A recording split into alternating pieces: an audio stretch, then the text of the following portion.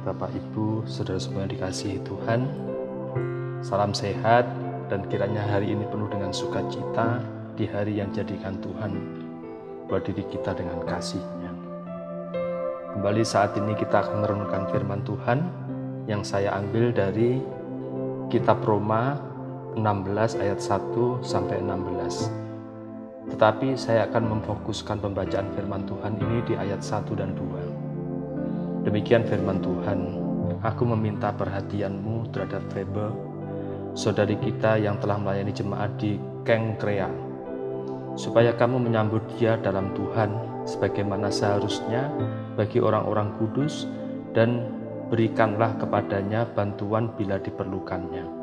Sebab ia sendiri telah memberikan bantuan kepada banyak orang, juga kepadaku sendiri. Berikut saya bacakan suatu artikel yang cukup menarik berkaitan dengan penciptaan sebuah komputer. Pada tahun 1946, untuk pertama kalinya, Angkatan Bersenjata Amerika Serikat meluncurkan komputer seberat 30 ton yang diberi nama ENIAC, Electronic Numeric Integrator and Computer, yang diciptakan pada saat itu oleh dua orang ahli, yaitu Mauchly dan J. Presper Eckert. Mereka semua mendapatkan pujian secara khusus, walaupun ada beberapa wanita yang mendukung dalam pengoperasian komputer tersebut. Sebelum Mauchly dan Eckert naik ke atas panggung untuk memperagakan ENIAC, para wanita itu telah memprogram mesin rumit tersebut. Namun pada saat itu jasa para wanita tidak diakui. Baru sejarawan masa kinilah yang memberikan pujian atas mereka.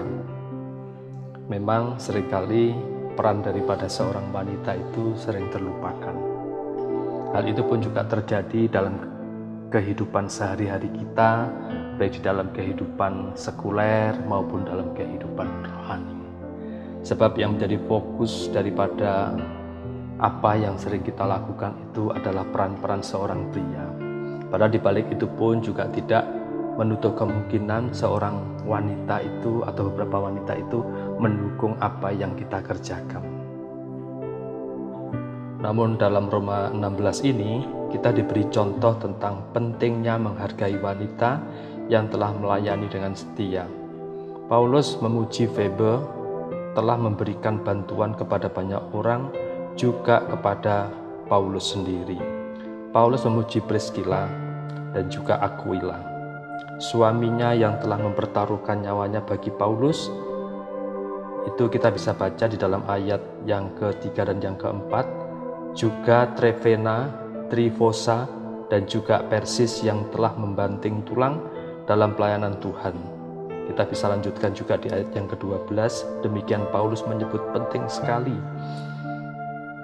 peran-peran para wanita itu untuk mendukung pelayanan Paulus. Para wanita beriman layak mendapatkan suatu pujian atas pelayanan yang mereka lakukan bagi Allah dan sesamanya. Coba Anda perhatikan para wanita yang melayani dengan setia di dalam gereja. Mengapa kita tidak berterima kasih kepada mereka-mereka itu? Padahal peran mereka sangat penting terkadang di dalam segala apa yang kita kerjakan. Mereka paling sibuk, mereka tidak punya waktu untuk ikut serta di dalam segala apa yang kita capai. Tetapi sebenarnya kita tidak bisa pungkiri bahwa peran mereka itu begitu sangat penting. Barangkali untuk kali ini kita bisa mengingat-ingat kembali apa yang dilakukan oleh para wanita di sekitar kita dalam semua acara. Coba perhatikan bahwa wanita menjadikan pusat daripada kegiatan berikutnya yang menjadi begitu lancar. Kita ingat kisah Maria dan Marta yang ada dalam Lukas 10. Di situ diceritakan bahwa Marta itu bersibuk ria dengan apa yang dikerjakan, memberikan diri untuk melakukan sesuatu di mana Tuhan Yesus hadir di tempat Maria itu. Nah, itu satu bentuk di mana sebenarnya seorang wanita pun juga membutuhkan satu perhatian. Di sisi lain, wanita itu pun juga membutuhkan satu pengakuan. Maka secara pribadi saya bisa memahami apa yang ada dalam benak Marta itu, bahwa ada sesuatu yang dia ingin sampaikan kepada Tuhan Yesus. Tetapi Marta melakukan sesuatu itu bukan atas dasar ketulusan hati, namun atas dasar sibuk dengan keinginannya sendiri, sehingga menimbulkan suatu kecemburuan. Kecemburuan itu atas dasar persaingan dia dengan Maria.